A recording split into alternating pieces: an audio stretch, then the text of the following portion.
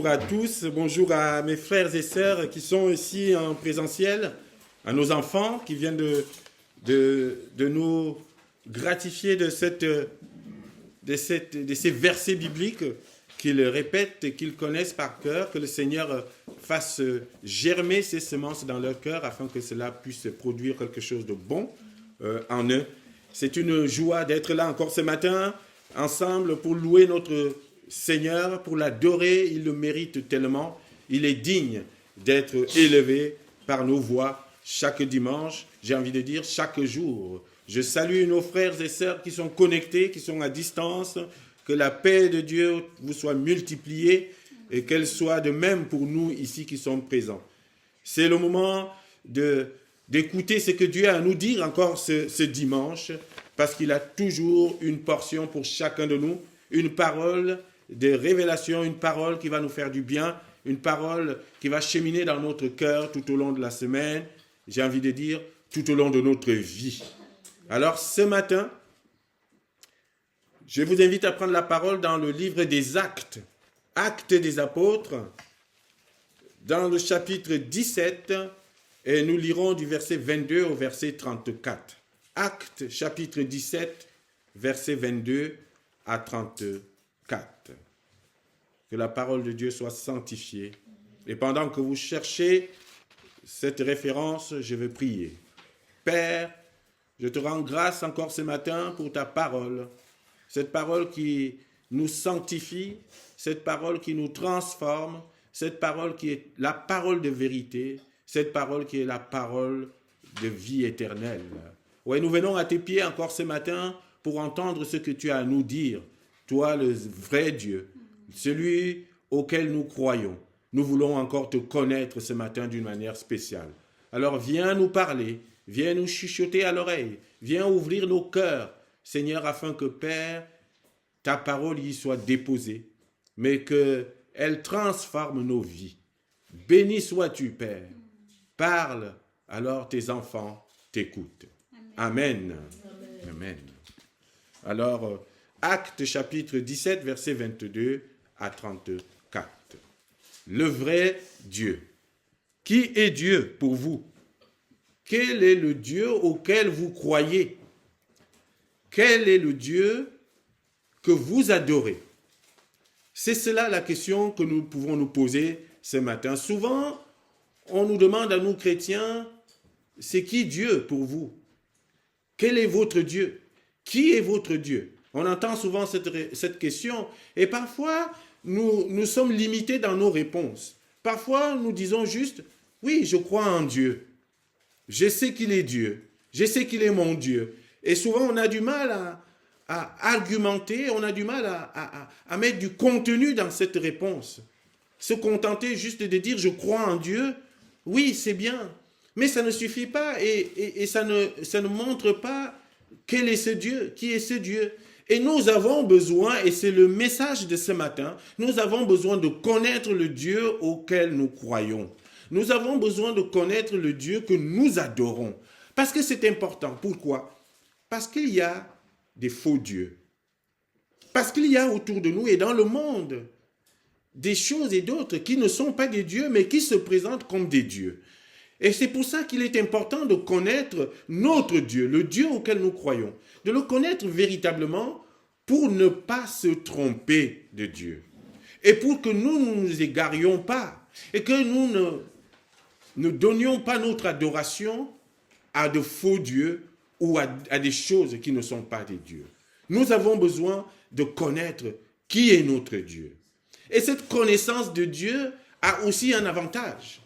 Plus nous connaissons Dieu, plus nous lui faisons confiance. Plus nous connaissons Dieu, plus notre foi en lui grandit parce que nous savons qui il est véritablement. C'est vrai, nous ne pourrons pas tout connaître de Dieu parce qu'il est tellement grand, tellement immense que tout ce que nous pouvons connaître de lui ne restera que limité. Mais nous avons besoin quand même de faire un pas vers la connaissance de Dieu chaque jour pour mieux l'aimer, pour mieux l'adorer, pour mieux le louer, et j'ai envie de dire, pour placer toute notre confiance en lui. Parce que si nous ne le connaissons pas, ou alors si nous ne le connaissons que superficiellement, il sera difficile de le louer vraiment avec intention. Il sera difficile de mettre un mot derrière notre adoration. Il sera difficile aussi de défendre notre foi auprès des gens qui nous posent la question. Nous avons besoin de connaître Dieu. D'ailleurs, la connaissance de Dieu, et c'est Jésus qui nous le dit dans Jean chapitre 17 au verset 3, la connaissance de Dieu, c'est la vie éternelle. Donc c'est important que nous connaissions Dieu. Et il dit, la vie éternelle, c'est de te connaître, toi, le seul vrai Dieu. Et ton Fils Jésus-Christ, celui que tu as envoyé. Voilà la définition de la vie éternelle. Donc, ça nous oblige, ça nous engage, nous chrétiens, à rechercher la connaissance de Dieu.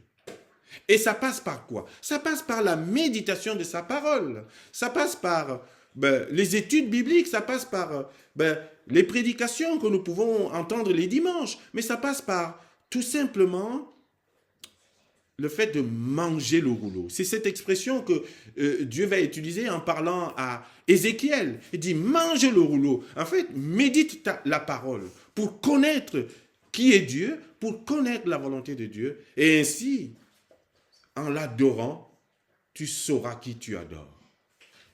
Nous avons besoin de connaître notre Dieu. Et c'est ce que l'apôtre Paul va faire ici, lorsqu'il arrive à Athènes, une terre païenne, des gens qui ne connaissaient pas Dieu, mais qui avaient un esprit spirituel. Ils avaient quelque chose de spirituel, ils avaient quelque chose de religieux. Ces Grecs-là, ils avaient des temples, ils avaient des dieux partout. Et l'apôtre Paul va arriver dans ce contexte-là, il va visiter la ville d'Athènes. Il dit, il y a beaucoup de temples. J'ai même vu un temple sur lequel il est écrit à un Dieu inconnu. Il dit, mais vous avez cet état d'esprit, cette attitude religieuse, mais votre dévotion est dirigée vers le mauvais objet. C'est décalé. Vous êtes en train de donner votre spiritualité à des idoles, alors qu'il y a un Dieu, un vrai Dieu, qui n'attend que cela. Cette adoration que vous vouez aux idoles, vous devez la donner à celui qui le mérite, à celui, le seul qui est digne, le vrai Dieu. Et c'est ce vrai Dieu que l'apôtre Paul va présenter aux Athéniens, et c'est ce Dieu que je vais vous présenter ce matin encore, par la force du Saint-Esprit. Alors lisons cette parole, Actes chapitre 17, versets 22 à 34. Connais le Dieu que tu adores. Paul, debout au milieu de l'aréopage, dit, « Hommes, Athéniens, je vous trouve à tous égards extrêmement religieux, car en parcourant votre ville et en considérant les objets de votre dévotion, j'ai même découvert un autel avec cette inscription, à un Dieu inconnu. Ce que vous révérez sans le connaître, c'est ce que je vous annonce. Le Dieu qui a fait le monde et tout ce qui s'y trouve, étant le Seigneur du ciel et de la terre, n'habite point dans des temples faits de mains d'hommes. Il n'est point servi par des mains humaines, comme s'il avait besoin de quoi que ce soit, lui qui donne à tous la vie, la respiration et toutes choses. Il a fait que tous les hommes sortis d'un seul sang habitent sur toute la surface de la terre, ayant déterminé la durée des temps et les bornes de leur demeure. Il a voulu qu'ils cherchent le Seigneur et qu'ils s'efforcent de le trouver en tâtonnant, bien qu'il ne soit pas loin de chacun de nous. Car en lui, nous avons la vie, le mouvement et l'être. C'est ce qu'ont dit aussi quelques-uns de vos poètes. De lui, nous sommes la race. Ainsi donc, étant la race de Dieu, nous ne devons pas croire que la divinité soit semblable à de l'or, à de l'argent ou à de la pierre sculptée par l'art et l'industrie de l'homme. Dieu, sans tenir compte des temps d'ignorance, annonce maintenant à tous les hommes, en tout lieu, qu'ils ont à se repentir. Parce qu'il a fixé un jour où il jugera le monde selon la justice, par l'homme qu'il a désigné, ce dont il a donné à tous une preuve certaine en le ressuscitant des morts. Lorsqu'ils entendirent parler de résurrection des morts, les uns se moquèrent et les autres dirent « Nous t'entendrons là-dessus une autre fois. » Ainsi, Paul se retira du milieu d'eux. Quelques-uns néanmoins s'attachèrent à lui et crurent. Dénis l'Aéropagite, une femme nommée Damaris et d'autres avec eux. Amen. Voilà la parole que Dieu nous présente ce matin. Ici, il arrive, l'apôtre Paul, dans un milieu où les gens ont une attitude spirituelle. Il voit cette spiritualité des Athéniens. Il les voit dévoués. Il les voit se plier, se prosterner dans les temples. Il voit que ce peuple a une attitude de dévotion, une attitude spirituelle, une attitude religieuse. Et il voit ça, il est étonné, il dit, mais c'est pas possible, c'est vraiment, ils sont dans une attitude qui peut correspondre à ce que Dieu attend. Mais je vais aller voir en fait, quel est le Dieu auquel il voue tant d'adoration. Et lorsque l'apôtre Paul visite la ville, il se rend compte que mais c'est des temples de dieux de toutes sortes. C'est des idoles. Et c'est des gens qui se vouent vraiment à une adoration sans faille, à ces dieux qui sont sculptés par les mains d'hommes, des temples fabriqués, des choses en bois, et etc., etc. La ville d'Athènes est remplie de ces dieux-là, de ces idoles. Et le monde grec à l'époque était connu pour cela, pour cette adoration à plusieurs dieux. Et l'apôtre Paul va leur dire, mais en fait, vous avez une bonne attitude, mais il y a un décalage. Ce que vous faites, vous adorez les idoles. Vous vous prosternez auprès des idoles, des choses qui sont fabriquées par les mains d'hommes, des choses que vous avez fabriquées vous-même. Mais je veux vous présenter celui qui mérite d'être adoré. Je veux vous présenter le vrai Dieu, mon Dieu, notre Dieu, le Dieu qui mérite une telle adoration. Et cette attitude de Paul qu'il manifeste auprès des Athéniens peut toucher chacun de nous. En fait, on s'imagine que l'apôtre Paul est dans notre monde d'aujourd'hui, en 2025. Et il tourne dans les villes. Il voit ce qui se passe. Il va dans les villages. Il voit ce qui se passe. Il voit une foule qui court pour faire les courses. Il voit une foule qui court pour aller voir, je ne sais, tel ou tel spectacle. C'est rempli. Les salles sont remplies pour tel ou tel spectacle. Pour un spectacle de magie, pour un spectacle de je ne sais de quoi.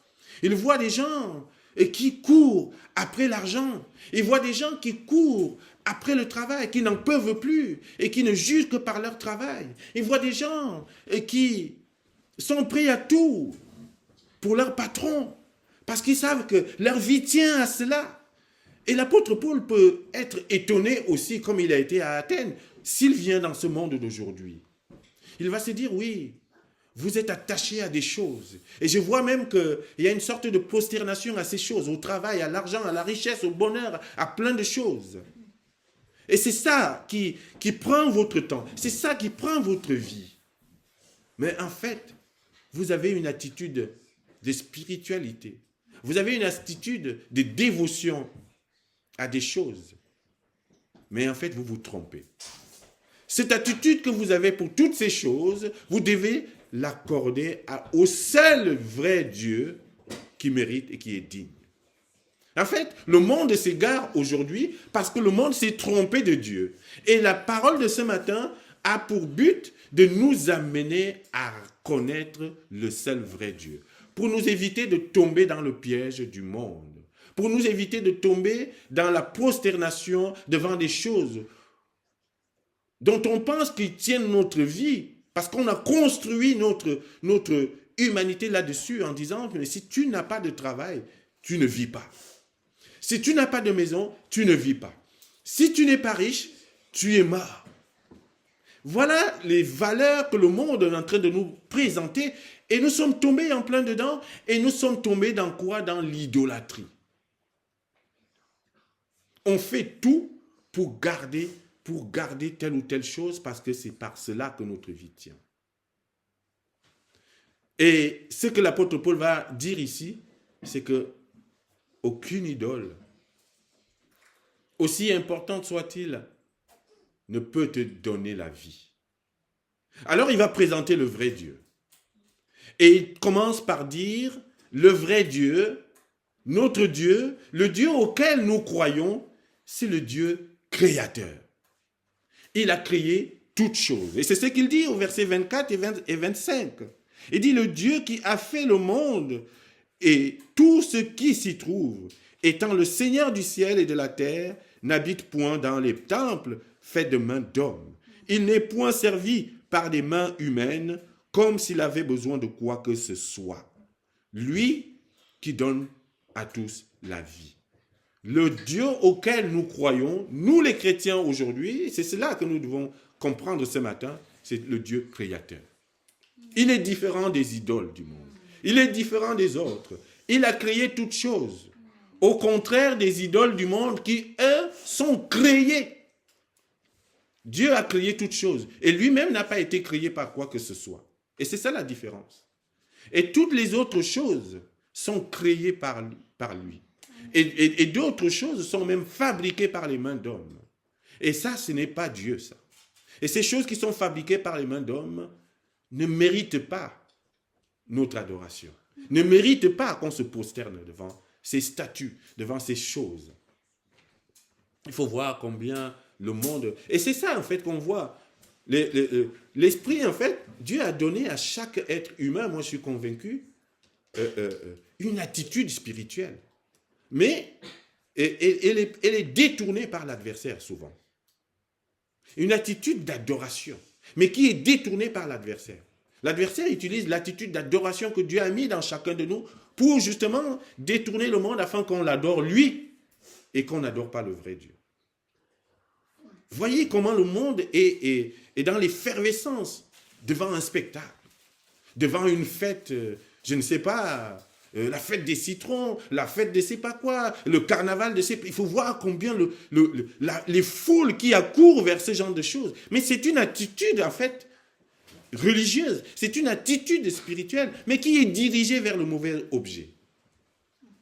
Nous aimerions que ces foules-là accourent vers le vrai Dieu.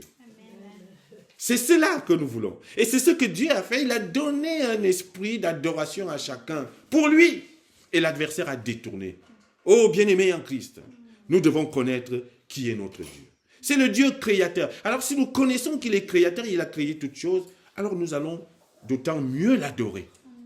Parce qu'on saura que c'est lui qui nous a créés. Première chose. Deuxième chose, le Dieu auquel nous croyons, c'est le Dieu qui donne la vie, la respiration et toutes choses. Si tu le sais, alors tu ne risques plus d'aller chercher et d'aller adorer d'autres idoles. Si tu sais que le Dieu auquel tu crois, c'est lui qui t'a donné la vie. Et c'est ce que le livre de la Genèse nous dit. Il a insufflé le souffle de vie dans nos narines. Et nous avons eu la respiration. L'apôtre Paul dit, il donne la vie et la respiration. Oh, le psaume 150 nous dit que tout ce qui respire loue l'Éternel. C'est lui qui t'a donné la respiration. C'est lui qui mérite ta louange. Est-ce qu'une statue t'a donné la respiration? Non. Est-ce que l'argent te donne la respiration? Non. Est-ce que le travail te donne la respiration? Non. Ce sont des choses qui contribuent au confort. Dieu a mis cela sur ton chemin pour que tu vives un certain confort. Mais jamais l'argent ne te donnera la respiration. La preuve, c'est que même avec ton argent, tu finis par mourir. L'argent n'a jamais empêché la respiration de s'arrêter. Quand ton heure est arrivée, c'est arrivé. Donc le seul qui mérite d'être adoré, c'est celui qui te donne la respiration. Et c'est Dieu. C'est celui qui te donne la vie. Et c'est Dieu. Et c'est pour ça que l'apôtre Paul voulait faire cette distinction entre les idoles et le vrai Dieu. Et il donne toutes choses. Le travail, c'est Dieu qui te le donne. L'argent, c'est Dieu qui te le donne. tout ce après quoi tu cours dans ce monde et que tu considères comme Dieu, c'est le vrai Dieu qui te donne tout cela. Alors c'est lui qui mérite ton adoration. Tu ne dois pas te prosterner devant le travail, devant l'argent, devant la course à je ne sais quoi. Tu dois te prosterner devant Dieu, de qui toute chose vient. Amen. C'est ça. Nous avons besoin de connaître le Dieu auquel nous croyons. Troisième chose, c'est Dieu, le Dieu auquel nous croyons, le vrai Dieu, c'est lui qui détermine la durée des temps et les bornes de leur demeure. C'est Dieu qui a créé le temps. Et c'est Dieu qui fixe les limites. C'est Dieu qui fixe le temps. Il fixe ton temps de vie sur cette terre. Il fixe le temps de vie du monde. Il fixe le temps de toutes choses. Voilà pourquoi c'est lui que nous devons regarder. C'est à lui que nous devons regarder. C'est vers lui parce que c'est lui qui tient notre temps dans ses mains. Si Dieu décide que ça s'arrête aujourd'hui, ça s'arrêtera aujourd'hui. Voilà pourquoi il mérite notre adoration. Rien d'autre ne tient ton temps dans ce monde. Rien. C'est Dieu seul. Et si quelque chose doit arriver, c'est parce qu'il aura permis. Donc il a toutes choses dans ses mains. Le verset 26, ici nous dit, « Il a fait que tous les hommes sortis d'un seul sang habitent sur toute la surface de la terre, ayant déterminé la durée des temps et les bornes de leur demeure. » C'est lui qui détermine la durée des temps. Alors un tel Dieu, il mérite simplement qu'on l'adore, qu'on le loue, qu'on marche avec lui. C'est lui qui tient mon temps. C'est lui qui tient ma vie. Et quand on sait ça, on ne sera pas tenté d'aller adorer un autre Dieu ou quelqu'un d'autre. Comme si c'est lui qui tenait notre vie. Comme si c'est lui qui tenait notre temps. Et on voit souvent ça dans ce monde. Les gens vont adorer ou s'entourer de choses et d'autres en pensant que c'est ça qui tient leur vie. Les gens sont parfois prêts à suivre, et c'est ce qu'on appelle des gourous, suivre quelqu'un comme si leur vie en dépendait, comme si leur temps de vie sur terre en dépendait. Aucun homme, aucune idole, aucune personne dans le monde ne peut tenir ta vie. C'est Dieu. Aucun homme, aucune personne dans le monde ne peut déterminer le temps de vie sur terre, ton temps de vie sur terre. Même ce qui t'arrive, c'est Dieu qui l'a permis. Alors c'est lui seul qui mérite notre adoration. Amen. La quatrième chose que nous devons savoir, c'est que Dieu, le Dieu auquel nous croyons, oui, c'est le Dieu de qui dépend notre vie, le mouvement et l'être. C'est lui qui nous donne la vie, le mouvement et l'être. C'est ce qu'il nous dit au verset 28. Il dit, « Car en lui, nous avons la vie, le mouvement et l'être. » Et c'est ce qu'ont dit aussi quelques-uns de vos poètes. De lui, nous sommes la race. Amen. Nous sommes de la race de Dieu. Amen. Qu'est-ce qu'on peut encore dire de plus? Parce que nous recevons l'être, notre être de lui. Nous recevons le mouvement de lui. Nous recevons la vie de lui. En fait, ton mouvement, tu bouges, tu marches, tu t'assieds, tu te lèves, tu te couches. Tout ce que tu fais, c'est Dieu qui te donne ce mouvement. C'est Dieu qui te permet d'avoir ce mouvement. Ça vient de lui. Ton être, ta nature, elle vient de Dieu. Nous avons une nature divine, en fait. La Genèse nous dit quoi? Il nous a fait à son image. Il dit, faisons l'homme à notre image. Donc, nous sommes de la nature de Dieu et nous sommes donc de la race de Dieu. Quel privilège, chers frères et sœurs en Christ. Quel privilège de savoir que nous sommes de la race de Dieu. Le monde aujourd'hui parle souvent de race parce que nous sommes obsédés par la race. On essaie de classer les races. Non, il n'y a qu'une seule race. Nous sommes de la race de Dieu. Amen.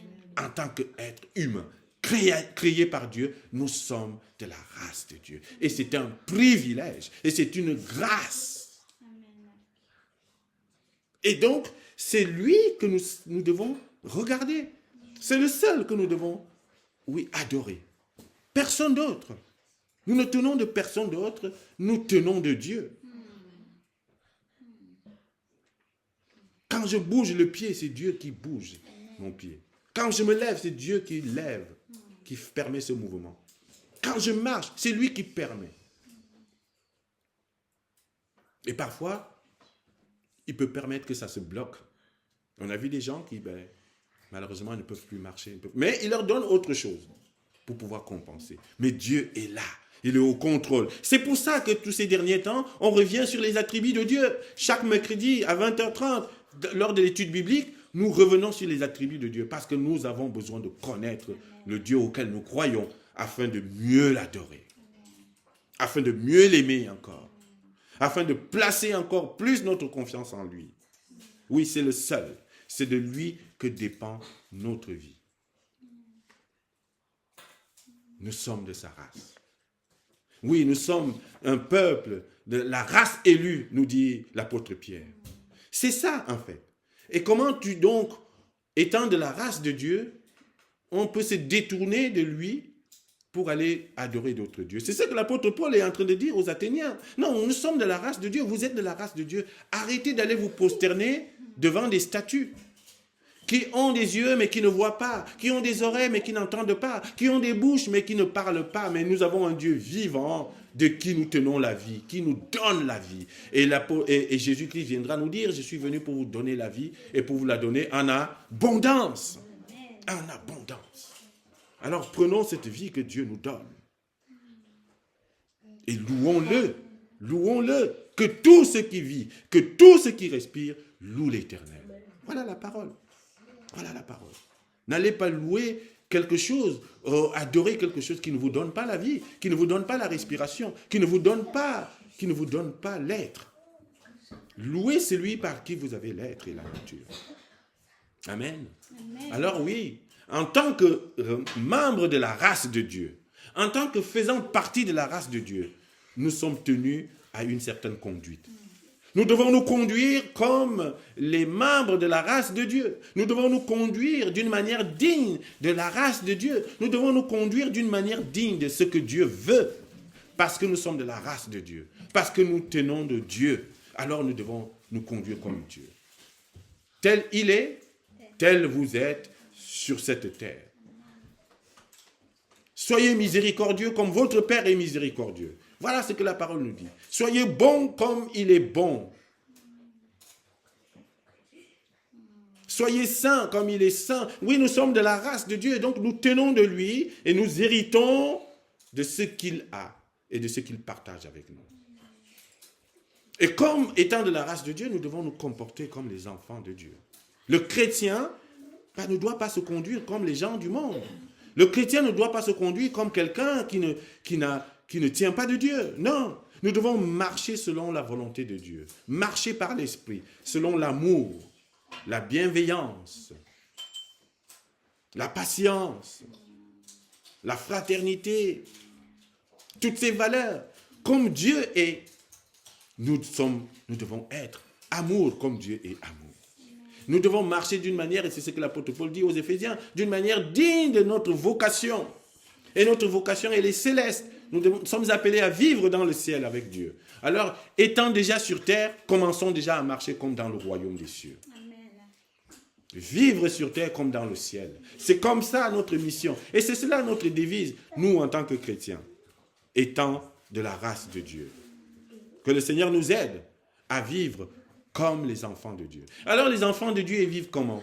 Les enfants de Dieu, il le dit par la suite, ils ne vont pas se prosterner devant les idoles. La première chose qu'un enfant de la race de Dieu ne doit pas faire, c'est de tomber dans l'idolâtrie. Ça veut dire quoi? Ça veut dire ne considère pas l'argent comme Dieu. Non. Oui, ce n'est qu'un moyen que Dieu met à ta disposition pour que tu vives à peu près correctement. Mais ça passe. Mais l'essentiel est ailleurs. Ça veut dire quoi? Ne considère pas l'or comme quelque chose qui tient ta vie. Non, ce n'est que quelque chose de passager. C'est rien et c'est périssable. Reste focalisé sur Dieu. Comme on a vu ce matin, gardez les yeux fixés sur Jésus. Amen. Voici ce qu'il nous dit au verset 8, au verset 29. Ainsi donc, étant la race de Dieu, nous ne devons pas croire que la divinité soit semblable à de l'or, à de l'argent ou à de la pierre, sculpté par l'art et l'industrie de l'homme. Non, un enfant de Dieu ne doit pas se comporter comme étant, comme idolâtre. Non, un enfant de Dieu ne doit pas se prosterner devant les choses du monde. Non, le seul qui mérite notre adoration, devant qui nous devons nous prosterner, c'est le Dieu du ciel.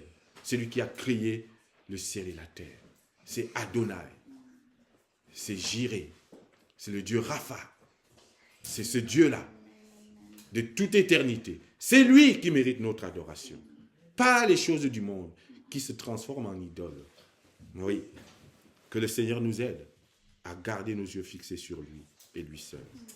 Et la seule chose, et pour finir, et l'une des choses par lesquelles nous devons nous distinguer des choses du monde ou des gens du monde, nous en tant qu'enfants de Dieu, faisant partie de la race de Dieu, c'est de vivre une vie de repentance. Dieu dit ici que le temps de la repentance est arrivé. C'est le moment de se repentir. Se repentir, ça veut dire se repenser, changer de vie.